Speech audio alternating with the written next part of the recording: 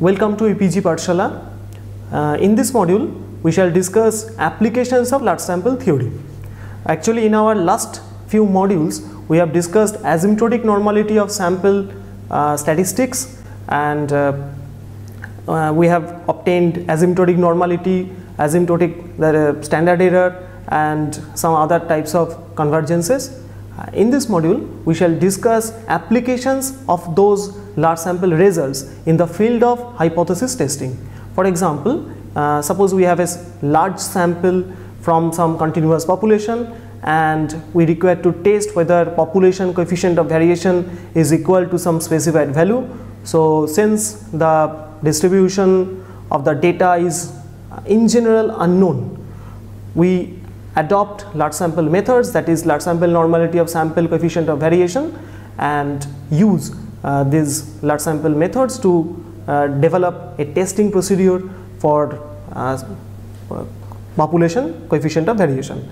And in the further part of this module, we shall discuss this type of applications when we have samples from more than 2 independent populations.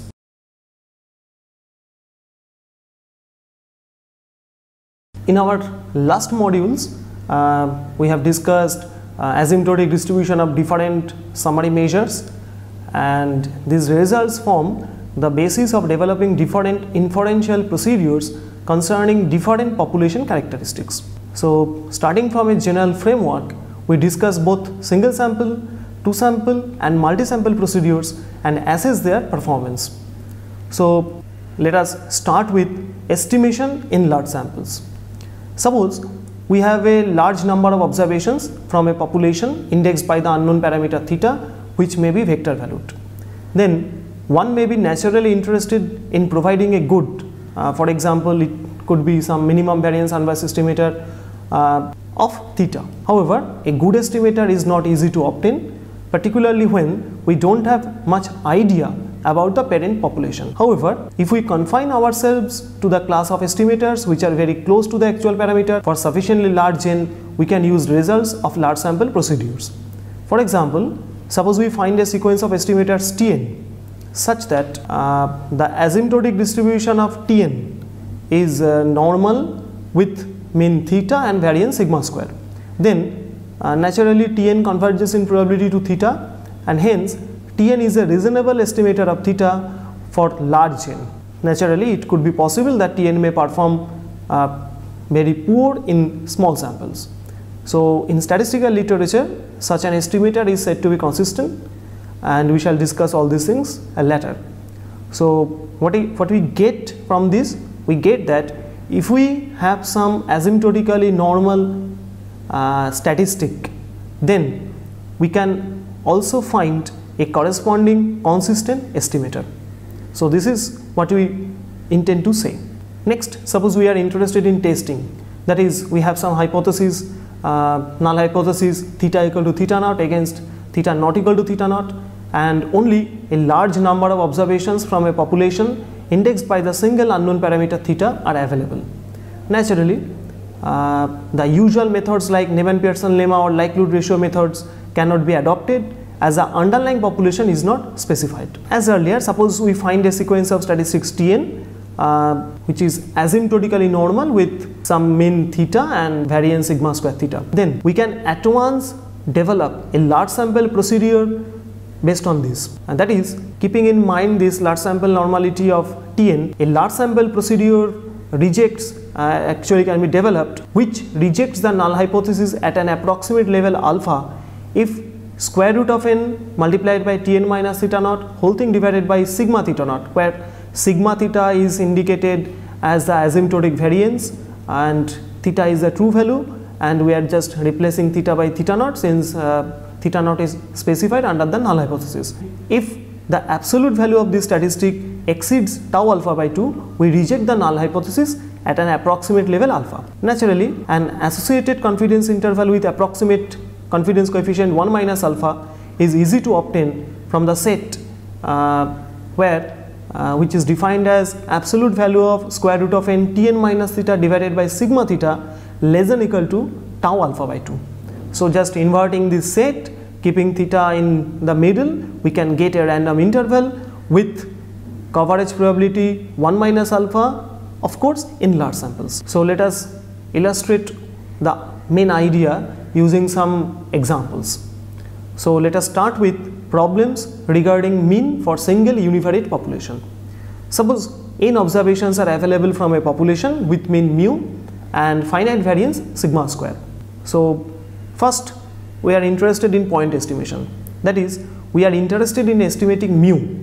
Then it is known that a consistent estimator is simply x bar, provided the expected value of x bar is finite.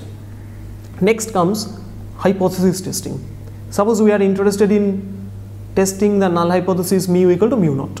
For known sigma, one can use the statistic square root of n multiplied by x bar minus mu naught divided by sigma, and for unknown sigma we can use the statistic square root of n multiplied by x bar minus mu naught divided by s, where s is the sample standard deviation.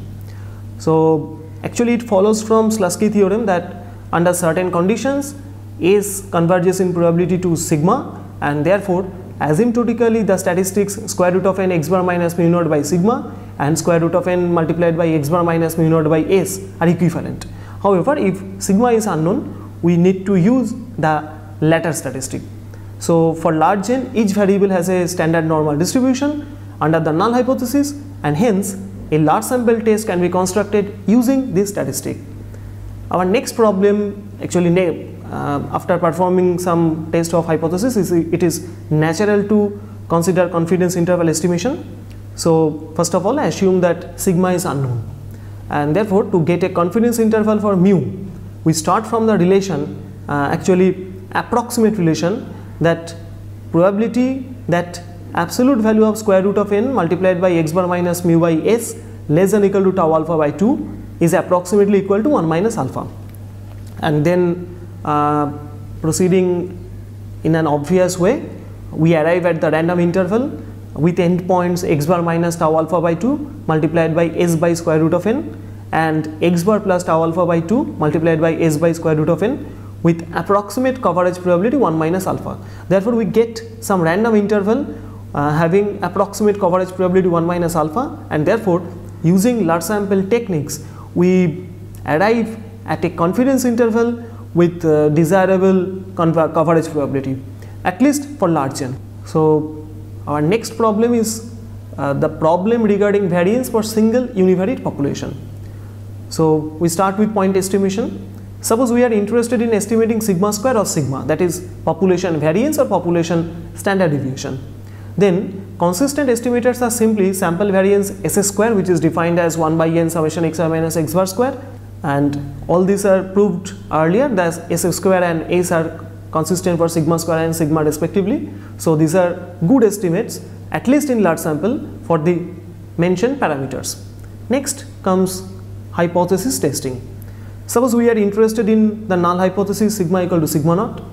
Assume mu is unknown and parent distribution is normal. Then we use either square root of 2n multiplied by s minus sigma naught divided by sigma naught, or square root of, or the statistic square root of n by 2 multiplied by s square minus sigma naught square divided by sigma naught square, which are asymptotically normal 0 1 under the null hypothesis. So in the first case, for the first statistic, we have used the large sample distribution of sample standard deviation, and for the second statistic we have used the large sample distribution of the sample variance, but each have some asymptotically normal distribution under the null hypothesis. Hence large sample tests can be constructed as given earlier. However, if the parent distribution is not normal, then the variance, the asymptotic distribution, the variance of the asymptotic distribution is different from sigma square. So actually for non-normal parent, we have the result that the large sample distribution of M2, that is second order central moment, is asymptotically normal with mean mu2, and variance which is denoted by tau square is defined as mu4 minus mu2 square. And since m2 is a consistent estimator of mu2, we can use the statistic square root of n multiplied by m2 minus sigma naught square, that is the value specified under the null hypothesis, divided by tau hat, where tau hat is a consistent estimator of tau. Naturally, such a statistic by Slutsky's theorem is again asymptotically standard normal, and hence tests can be constructed as earlier. Using either statistic, one can construct the confidence interval with approximate coverage probability 1 minus alpha. Next, consider two independent populations, that is two independent univariate populations, and our interest is to provide some testing procedure for means. Suppose ni observations are available from a population with mean mu I and finite variance sigma square I. Assume that the two populations are independent. So for the difference of means, that is mu1 minus mu2, a consistent estimator is simply x1 bar minus x2 bar, that is the difference of the sample means. Next, suppose we are interested in testing, that is we are interested in testing mu1 minus mu2 equal to mu naught. If sigma is unknown, one can use the statistic Tn defined by x1 bar minus x2 bar minus mu naught whole thing divided by square root of sigma 1 square by n1 plus sigma 2 square by n2. If we assume that the ratio n1 divided by n1 plus n2, if we assume that the ratio n1 divided by n1 plus n2 tends to lambda, which belongs to an open interval 0 1, and the ratio n2 divided by n1 plus n2 obviously approaches 1 minus lambda, then it follows that square root of n1 plus n2 multiplied by the vector with components x1 bar minus mu1 and x2 bar minus mu2 is bivariate normal with mean 0, and dispersion matrix as a diagonal matrix with elements sigma 1 square divided by lambda and sigma 2 square divided by 1 minus lambda. Thus, under the null hypothesis, Tn is asymptotically standard normal, and hence large sample tests can be constructed.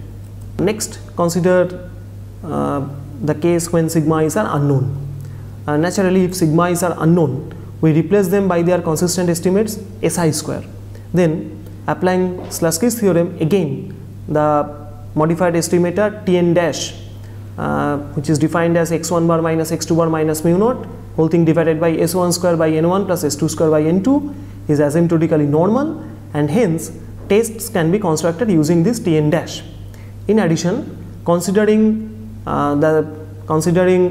x1 bar minus x2 bar minus mu divided by square root of s1 square by n1 plus s2 square by n2 as a pivot for mu, one can find an approximate confidence interval, and the expression is given in the text, obviously with approximate coverage probability 1 minus alpha.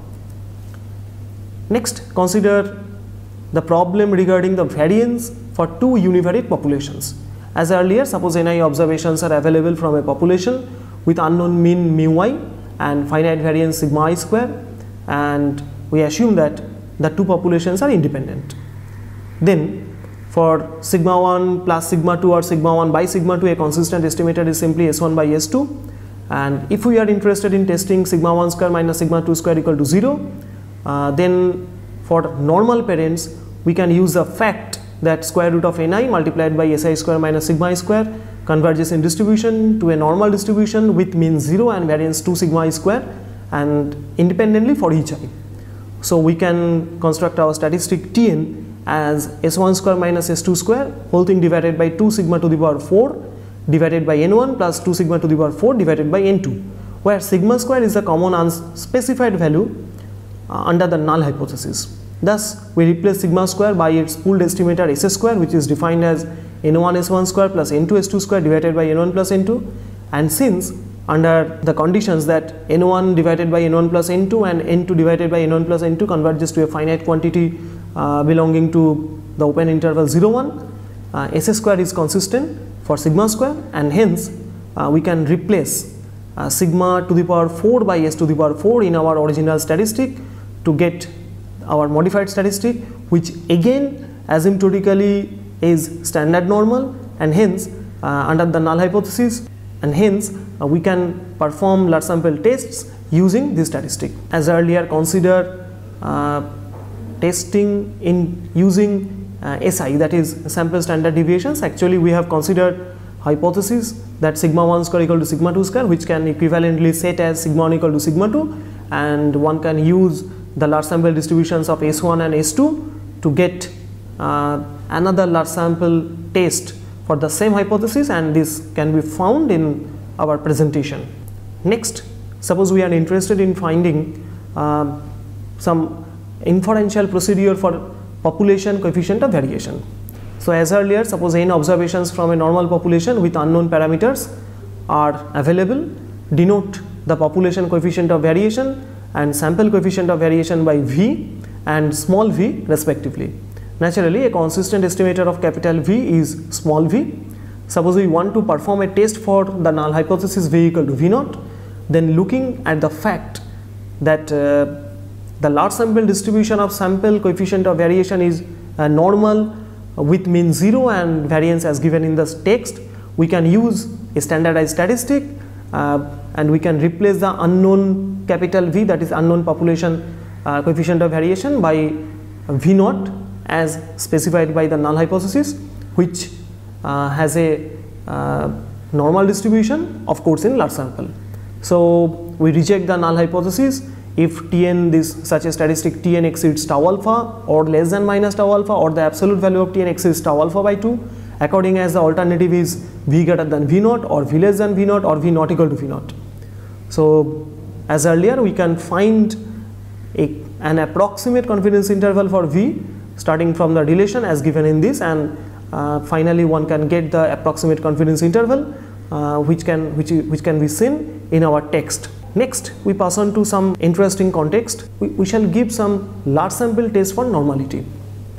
Actually, if the distribution of the underlying data comes out as normal, then most of the problems are satisfied because we can use the usual methods using normality. So suppose in IID observations from a population with finite moments up to order 8 are available. Often we are interested in testing the null hypothesis that the underlying distribution is normal. Suppose gamma 1 and gamma 2 are respectively the coefficient of skewness and kurtosis, then it is well known that for normal parents gamma 1 equal to 0 and gamma 2 equal to 0. Thus we can perform test of normality via the null hypothesis gamma 1 equal to 0 and gamma 2 equal to 0. For testing the first hypothesis, that is gamma 1 equal to 0, we use the statistic square root of n by 6 multiplied by g1, which is asymptotically standard normal under the null hypothesis. However, for testing the second null hypothesis, that is gamma 2 equal to 0, we use the statistic square root of n by 24 multiplied by g2, which again is asymptotically standard normal under the null hypothesis. For making the first test, n equal to 30 is sufficient to reach normality, whereas for the second test, n equal to 200 ensures normality. But these are tests for skewed and symmetric alternatives, and hence one can consider the combined hypothesis, that is the joint hypothesis that gamma 1 equal to 0 and gamma 2 equal to 0.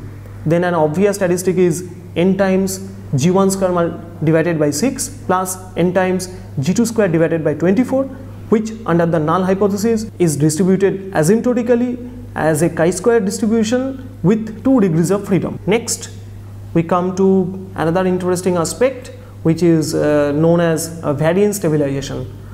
So the first question is, why to stabilize the variance? What is this? Suppose IID observations from k populations indexed by parameters theta I are available. Suppose a consistent estimator TIN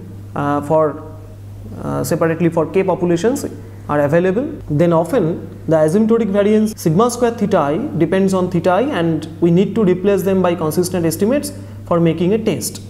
Such substitution makes the convergence slower. Actually, in that case, we need asymptotic normality as well as convergence in probability for a consistent estimate of sigma square theta I. So naturally, such substitution makes the convergence very slower. Thus, it would be better if we can use some transformation to make the asymptotic variance independent of the parameter, so that we need not to plug in that case some estimates for the unknown variance. Thus, this means we need some transformation h of t for some continuous function h with a non-zero derivative at theta, such that the asymptotic variance which is already derived as the first derivative of h at theta whole square multiplied by sigma square theta is independent of theta. Hence, we need to decide h in such a way that this asymptotic variance is a constant, that is this asymptotic variance equal to c square for some c independent of theta. Thus, h must satisfy the differential equation that first derivative of h at theta equals c divided by sigma theta, so that h can be determined up to a change of origin and scale. So, let us quickly give some examples. So, first example is regarding binomial proportion. Suppose xi are IIT binomial 1p variables, then it is well known that the large sample distribution of x bar is asymptotically normal with variance p into 1 minus p. We are looking for some transformation say h of x bar such that the asymptotic variance is independent of p. Then from the relation as discussed before, hp is nothing but c times integral of 1 by square root of p into 1 minus p plus k, which on integration gives the expression that hp equal to 2c times sine inverse square root of p plus k. Now, choosing c equal to 0.5 and k equal to 0, we get the transformation, that is angular transformation for binomial proportion given by sine inverse square root of p. Next comes the Poisson mean. Suppose xi are IIT Poisson theta variables, then it is well known that large sample distribution of x bar is again normal with variance theta square, and we are looking for some transformation making asymptotic variance independent of theta. So, from the differential equation as we have formed, we get h theta as 2c times square root of theta plus k. Now, choosing c equal to 0.5 and k equal to 0, we get the transformation h theta as square root of theta. Next, we proceed to normal variance. Suppose xi are IID normal with mean mu and variance sigma square, then the large sample distribution of s square is normal with mean 0 and variance 2 sigma to the power 4. As earlier, we need some transformation for making this asymptotic variance independent of sigma square, and solving the differential equation, we get h of sigma square equal to c divided by square root of 2 multiplied by log sigma square plus k, and choosing c equal to square root of 2 and k equal to 0, we get the transformation log of sigma square. And our next candidate is correlation coefficient. We have already derived that for bivariate distributions with correlation coefficient rho, and if in particular the bivariate distribution is bivariate normal, then for sample correlation coefficient r, square root of n r minus rho converges in distribution to a normal distribution with variance 1 minus rho square whole square. So, as earlier, if we need some function h making asymptotic variance independent of the parameter, we have to solve the differential equation h rho, that is the differential equation as given earlier, and performing the solution and integration, we find that h rho comes out as half log of 1 plus rho divided by 1 minus rho, which can be equivalently expressed as tan hyperbolic inverse rho, and this particular transformation is very important in statistical literature and is known as Fisher's jet transformation. Next, we shall discuss another interesting aspect, that is convergence rate of the variance stabilized transformation. Actually, we have argued that variance stabilization makes the convergence faster. So, let us consider using some examples. The greatest advantage of variance stabilizing transformations is that normality is reached more rapidly than the original statistic. As an example, consider Fisher's jet transformation. It is already noted that the large sample distribution for R is normal. Then from Slutsky theorem, it follows that T1n defined by square root of n multiplied by R minus rho divided by 1 minus R square is standard normal in large samples. Again, for Fisher's jet transformation, T2n defined by square root of n multiplied by tan hyperbolic inverse R minus tan hyperbolic inverse rho converges in distribution to standard normal. Thus, for comparison, we conduct a simulation study with bivariate normal distribution having correlation coefficient rho and provide a histogram together with the normal density plot for both the variables for different choices of n and rho. All this can be found in the next pages. In the first page, you can find the histograms for the variable t1 for n equal to 150 and rho as minus 0.6, 0.3 and 0.7. In the second page, you can find the corresponding histograms and the normal density for the statistic t2. So what we get? It is observed that for both the variables, the convergence to normality is reached for rho near 0. The transformed variable converges at a faster rate. However, for very large and very small values of rho, the convergence to normality is not seen even for n equal to 150 for the original and for n equal to 100 for the transformed. In particular, for rho nearby plus minus 1, the distribution is quite different from standard normal even for large n. So, in a simulation study, we have also seen how the convergence rate is varying for different values of n and compared with some untransformed variable. In our next module, we shall discuss something different. First, we start with the applications of jet transformation for k bivariate normal populations and then proceed to Pearsonian chi-square. That is the large sample procedure when the data is presented in the form of frequencies. So all these things, the large sample distribution and their applications, all this will be discussed in our next module.